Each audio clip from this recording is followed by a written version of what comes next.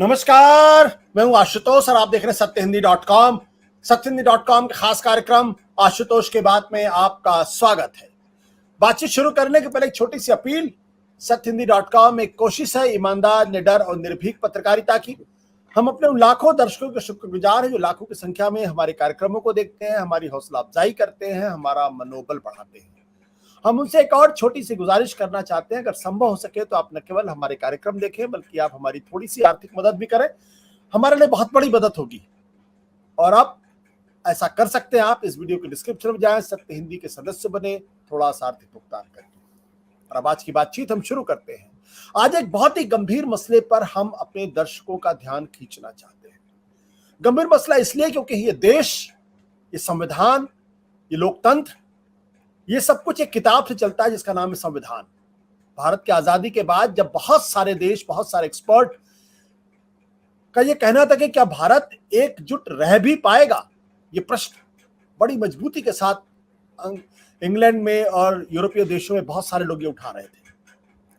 लेकिन भारत ने पूरी मजबूती के साथ न केवल 562 तमाम प्रिंसली स्टेट्स को एकजुट किया बल्कि पूरे देश को एक साथ खड़ा किया, एक संविधान बाबा साहब अंबेडकर के नेतृत्व में बनाया और उस संविधान का सम्मान लगातार होता रहा। बीच के कुछ एक साल छोड़ दे इमरजेंसी के, तो संविधान के हिसाब से यह देश चलता रहा। लेकिन बीच बीच में इस तरीके की आवाजें उठती रही हैं और यह बात भी उठती रही। यह बात जब मिसेस गांधी थी देश के प्रधानमंत्री, उस वक्त यह सवाल उठा था। जब अटल बिहारी वाजपेयी देश के प्रधानमंत्री थे उस वक्त यह सवाल उठा था, और अब जब नरेंद्र मोदी देश के प्रधानमंत्री हैं उस वक्त भी यह सवाल उठ रहा है। और इस ताजा विवाद का कारण इसलिए है क्योंकि प्रधानमंत्री नरेंद्र मोदी की आर्थिक सलाहकार समिति के अध्यक्ष विवेक देबरॉय ने एक आर्टिकल लिखा है मिंट में, जहां उन्होंने साफ तौर पर कहा कि भारत को एक नया संविधान चाहिए। भारत को एक नया संविधान चाहिए। और हम आपको बता दें कि विवेक देबरॉय के पहले कुछ इस तरीके के संकेत मिले हैं और ये संकेत बहुत ही उच्च संविधान के पदों पर बैठे हुए लोगों ने दिए कि कहीं ना कहीं कुछ ना कुछ तो चर्चा चल रही है। देश के उपराष्ट्रपति जगदीप धनखड़, जो राज्यसभा के चेयरमैन भी हैं, उन्होंने कहा था कि 1973 में एक नई मिसाल कायम हुई। संसद संविधान में संशोधन कर सकती है लेकिन मूलभूत ढांचे में बदलाव नहीं कर सकती। मेरे लिए कहना है मुश्किल है कि हम लोकतांत्रिक देश में रह रहे हैं। मूलभूत ढांचा यानी basic structure of the constitution 1973 में केशवानंद भारती के समय सुप्रीम कोर्ट ने एक फैसला दिया था 7 और 6 से, और उसके बाद से यह माना गया कि इस देश के अंदर संविधान में सब कुछ बदल सकता है लेकिन उसका जो बेसिक स्ट्रक्चर है, जो मूलभूत ढांचा, उसमें बदलाव नहीं कर सकते। मूलभूत ढांचा क्या है? यहां की जुडिशियरी इंडिपेंडेंट है, पार्लियामेंट्री फॉर्म ऑफ डेमोक्रेसी है, सेक्युलरिज्म है, फेडरलिज्म है। इन सब चीजों पर बदलाव नहीं हो सकता है और इसी को बेसिक स्ट्रक्चर, यानी अगर देश का संसद चाहे तो संविधान के किसी भी चीज को बदल सकता है, उस पर संशोधन कर सकता है, लेकिन वो ये तय नहीं कर सकता कि भारत के अंदर जुडिशियल इंडिपेंडेंट रहेगी या नहीं रहेगी। वो ये तय नहीं कर सकता कि भारत के अंदर संसदीय प्रणाली रहेगी या नहीं रहेगी। वो ये तय नहीं कर सकता कि भारत में संसद होगी या नहीं होगी। वो ये तय नहीं कर सकता कि सेंट्रल स्टेट के बीच में रिलेशनशिप होगी या नहीं होगी। तो इन तमाम प्रश्नों को लेकर अगर देश में उपराष्ट्रपति के पद पर बैठे हुए व्यक्ति अगर ये कहें कि जो केशवानंद भारती का मामला था वो दरअसल उसकी वजह से, तो मुझे ऐसा लगता है कि जैसे हम लोकतांत्रिक मुल्क में रह रहे हैं, नहीं रह रहे। यानी जो हमारे संविधान की मूल आत्मा है, अगर उसके बारे में देश के उपराष्ट्रपति इस तरीके की बात कहें तो मन में कहीं ना कहीं संशय, सवाल खड़ा होता है। और उसके बाद रंजन गोगोई जो चीफ जस्टिस ऑफ इंडिया रह चुके हैं, हालांकि आज की तारीख में वो नॉमिनेटेड राज्यसभा के मेंबर हैं, उन्होंने कहा कि मूलभूत ढांचे का प्रश्न विवादास्पद मुद्दा है। बड़ी मुश्किल से तो संसद के अंदर उन्होंने बोला, जब बोला तो उन्होंने जो basic structure of the constitution उस पर ही सवाल खड़े कर दिए और अब विवेक देबरॉय ये सवाल खड़े करते हैं। और आज जब हम आपसे बातचीत करें तो सागर में कांग्रेस पार्टी के अध्यक्ष मल्लिकार्जुन खड़गे ने कहा है और इस बात की तरफ साफ इशारा किया कि भारतीय जनता पार्टी शायद इस देश के संविधान को बदलना चाहती है, लेकिन इस देश के 104 करोड़ लोग उसके समर्थन में खड़े हुए, लिहाजा उनके लिए संभव नहीं है।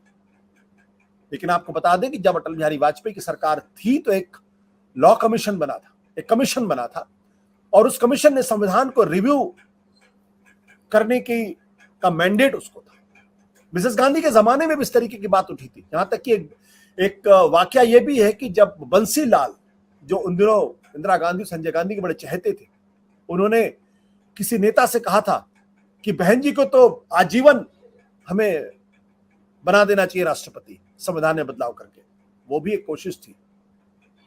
तो आज हम चर्चा करेंगे क्या वाकई हमारा संविधान खतरे में है जो बाबा साहब अम्बेडकर ने बनाया, जो भारत के तमाम स्वतंत्रता सेनानियों ने लाख कुर्बानी करके जो देश आजाद हुआ और उस देश को चलाने के लिए जिस किताब की जरूरत थी, क्या उसको उसके वाकई बदलने का खतरा है। हमारे साथ इस वक्त कुछ खास मेहमान, उनका परिचय करा देते हैं। हमारे साथ बहुत ही वरिष्ठ पैनल है, जावेद अंसारी साहब हैं, बहुत ही वरिष्ठ पत्रकार हैं। हमारे साथ विजय त्रिवेदी जी भी हैं, राकेश सिन्हा जी हैं जो दिल्ली हाई कोर्ट और सुप्रीम कोर्ट में वकालत करते हैं, फिरदौस मिर्जा साहब हमारे साथ नागपुर से हैं जो मुंबई हाई कोर्ट में वकालत करते हैं, सुप्रीम कोर्ट में भी आते हैं, और विवेक देश पांडे भी हमारे साथ नागपुर में हैं। नागपुर से हैं इसका ये मतलब नहीं कि हमारा कोई और इशारा है, लेकिन मैं विवेक देश पांडे जी भी हमारे साथ, आप लोगों का बहुत बहुत स्वागत है। लेकिन मैं शुरुआत विवेक देश पांडे से ही करूंगा। विवेक जी, ये क्या ये अनायास है? जगदीप धनखड़ इस तरीके की बातें कर रहे हैं, रंजन गोगोई इस तरीके की बात कर रहे हैं, विवेक देबरॉय कह रहे हैं कि नया संविधान ही चाहिए। क्या ये कहीं कुछ फुलझड़ी चल रही है, कहीं तालाब के पानी में कंकड़ डाल के कुछ टेस्ट करने की कोशिश की जा रही है? आपको क्या लगता है? जी अभिषेक जी, मुझे इसमें मैं इस बात को मानने के लिए बिल्कुल तैयार हूं कि इस तरह की कोई कोशिश की जा रही है। ऐसे ही कोई विवेक देबरॉय जैसे जो प्रधानमंत्री के बहुत करीबी है, उनके इकोनॉमिक एडवाइजरी कमेटी में वो काम करते हैं, उनके साथ में विमर्श उनका होता है हमेशा, वो इस तरह की बात लिख देंगे बिना प्रधानमंत्री को कॉन्फिडेंस में लेकर, मुझे लगता नहीं है। और ये सिर्फ विवेक देबरॉय कह रहे हैं ऐसा नहीं है, ये तो बहुत पुरानी डिमांड है। जब कॉन्स्टिट्यूशन बन रहा था उस समय से आरएसएस का उसको विरोध था, और बिल्कुल इस तरह की बातें पांचजन्य और ऑर्गेनाइजर जैसे न्यूज़पेपर्स में उस समय एडिटोरियल्स भी छपे थे। कॉन्स्टिट्यूशन जिस तरह से बनाया जा रहा था उसके खिलाफ बातें हो रही थी, और मनुस्मृति की भी बातें हो रही थी। आज भी मनुस्मृति की बात तो गुजरात के हाई कोर्ट में भी हो रही है। अगर हाई कोर्ट में मनुस्मृति की बात हो रही है तो बहुत रियल थ्रेट है। अगर और आप देखिए कि 2025 में आरएसएस का कि 100वीं वर्षगांठ है, तो जब इतना बड़ा ओकेजन आरएसएस के लाइफ में है, तो और हम तरह तरह की खबरें सुनते रहते हैं, अलग अलग जगह पर इनके जो समर्थक है, वो हिंदू राष्ट्र के समर्थक है, वो ओपनली आजकल डिमांड करने लगे हैं कि इस हिंदू राष्ट्र डिक्लेयर किया जाए, और उनके खिलाफ कोई कार्रवाई नहीं होती, उनकी खिलाफत भी नहीं होती। कहीं से इस बात का क्लैरिफिकेशन भी सरकार की तरफ से नहीं आता है कि इस तरह की खबरें जो है और इस तरह की बातें करना गलत है, और ये देश कॉन्स्टिट्यूशन चलेगा, यहाँ पर हिंदू राष्ट्र का कोई सवाल पैदा नहीं होता। इस तरह की कोई भी बात सरकार की तरफ से कभी भी नहीं आई है। और इस बात की पॉसिबिलिटी बिल्कुल है कि 2024 में अगर बीजेपी सत्ता में फिर से स्थापित हो जाती है, तो 2029 से पहले हिंदू राष्ट्र डिक्लेयर हो सकता है। मैं बिल्कुल जिस तरह से, जिस तेजी से घटनाक्रम हम देख रहे हैं इस देश में हो रहा है हिंदू राष्ट्र की तरफ, सिर्फ मतलब हिंदू राष्ट्र की बात नहीं रही, अखंड भारत और ये सारी जो बातें हैं वो इतने धड़ल्ले से हो रही है, और इसके खिलाफ सरकार की तरफ से कोई भी बयान अभी तक आया नहीं है। तो बिल्कुल ये हो सकता है, क्योंकि ये आरएसएस का जो स्कीम ऑफ थिंग है, आरएसएस की जो अल्टीमेट एम है, आरएसएस का मूल एम ही तो ये है कि हिंदू राष्ट्र स्थापित करना। तो अगर मोदी फिर से सत्ता में आते हैं, वो आरएसएस का एजेंडा जिस तरह से अभी तक चला रहे हैं, नेक्स्ट एजेंडा जो है, नेक्स्ट एजेंडा उनके पॉइंट जो है, उस पे हिंदू राष्ट्र सबसे ऊपर होगा, ऐसा मुझे लगता है। और मुझे तो इस बात का भी डर है कि 2025 में भी ये डिक्लेयर कर सकते हैं। 2025 में जब आरएसएस के 100 साल पूरे होंगे, उस साल भी ये डिक्लेयर हो सकता है। इस तरह का डर आज मेरे मन में है, और ये बिल्कुल हो सकता है, इस पॉसिबिलिटी को नकारा नहीं जा सकता। जब आप कह रहे हैं कि इस पॉसिबिलिटी को नकारा नहीं जा सकता, लेकिन जब विवेक देबरॉय ने मिंट में ये आर्टिकल लिखा था, उसके फौरन बाद सरकार की तरफ से एक स्पष्टीकरण आया था कि दरअसल ये सरकार का वक्तव्य नहीं है और ये उनके अपने निजी विचार है। उसके बाद विवेक देबरॉय ने भी अपना पक्ष रखने की पूरी कोशिश की थी, और एक तरीके से इस पूरे मसले पर अगर कहें तो अपने आप अलग था, लेकिन एक नई डिबेट जरूर उन्होंने शुरू कर दी थी। विजय जी, ये जो प्रश्न उठता जो जिस और अभी विवेक देश पांडे जी ने इशारा किया है, क्या ये हिंदू राष्ट्र का प्रश्न है?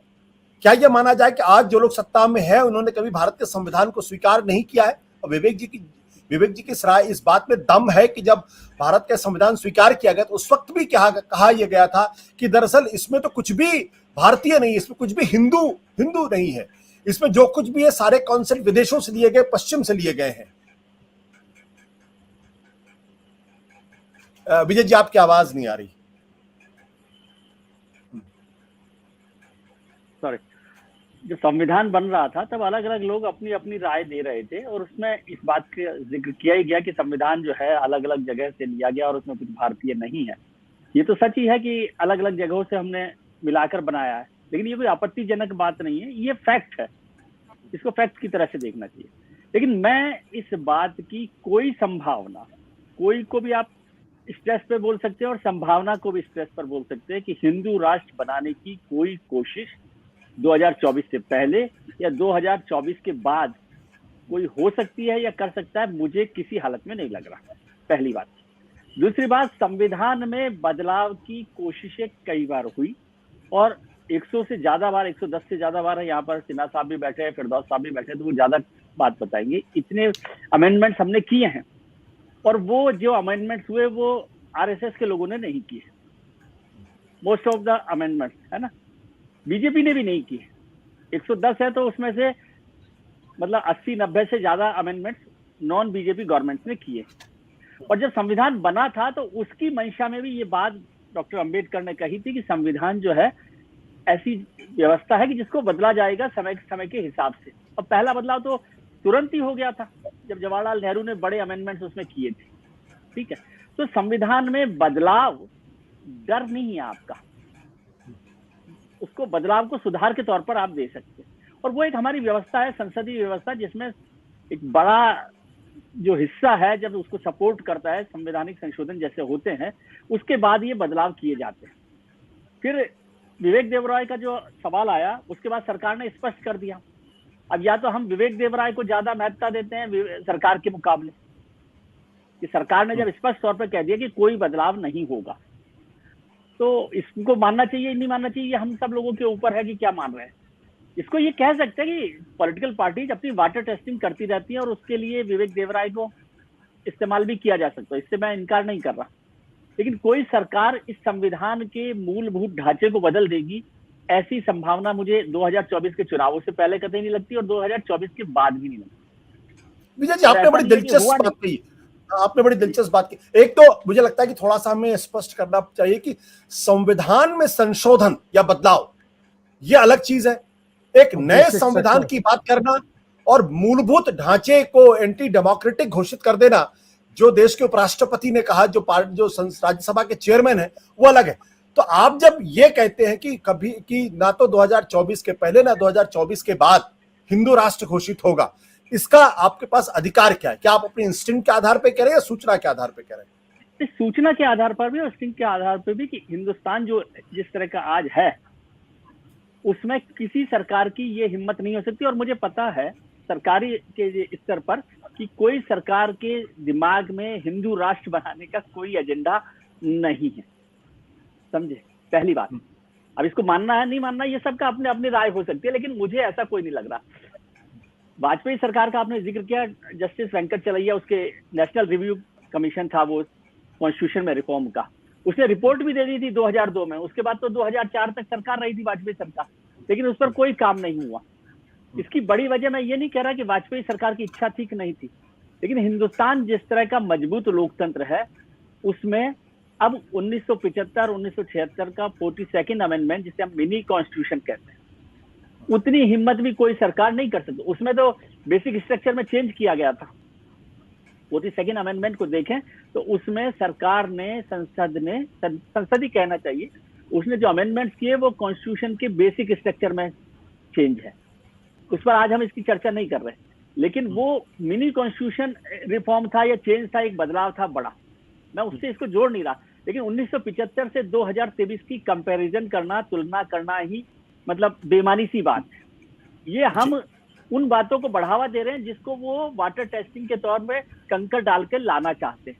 यही तो विजय जी आप अपने को कंट्राडिक्ट नहीं करें। एक तरफ आप कह रहे हैं वाटर टेस्टिंग कर रहे हैं, अगर वाटर टेस्टिंग करें इसका मतलब उनकी मंशा है कि नहीं, वाटर टेस्टिंग तो पॉलिटिक्स में सब चीजों पर चलती रहती है, कास्ट सेंसस पर भी चल रही है, यूसीसी पर भी चल रही है, बहुत सारी चीजों पर चल रही है। लेकिन मैं बेसिक तौर पर ये बात कह रहा हूँ कि कोई बेसिक स्ट्रक्चर में बदलाव, और खासतौर से हिंदू राष्ट्र का कोई कॉन्सेप्ट भारतीय जनता पार्टी की सरकार या लीडरशिप में नहीं है। और इवन संघ में भी हिंदू राष्ट्र जो है वो संस्कृति के तौर पर, कल्चरल नेशन के तौर पर एक कॉन्सेप्ट है, कॉन्स्टिट्यूशनल कॉन्सेप्ट में आरएसएस के भी हिंदू राष्ट्र नहीं है। ये इतना जितना मैं आरएसएस को स्टडी करता हूं उसमें ये बात है, बाकी बातों पर हम चर्चा बाद में कर सकते हैं। सत्य हिंदी का ऐप डाउनलोड करें गूगल प्ले स्टोर पर।